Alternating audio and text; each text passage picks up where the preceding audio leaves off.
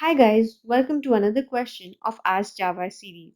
Now many people ask if it is important to know C and C++ before starting with Java. The clear answer to this is no. Back in the day when there were no resources available for Java, it was important to know C and C++. But today, you only need to know how to run a computer application before starting with Java. To practice coding in Java or to build applications, you need an IDE, that is Integrated Development Environment. It is a software on which you can code, compile, and run your Java applications.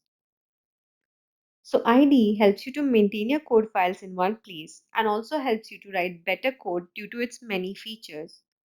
So you should know about IDE and how to use one. Eclipse is one of the most widely used IDE because it is easy to use and is entirely free. NetBeans, IntelliJ are other IDEs that you can use.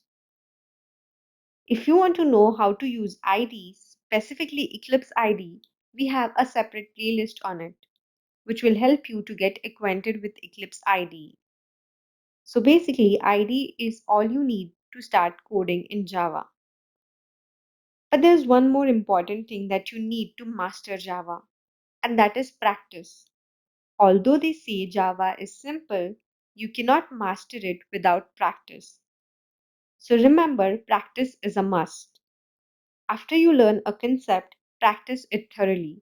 And if you have any questions, make sure to find your answers on Ask Java. Until then, stay tuned and subscribe to Codeboard. Thank you.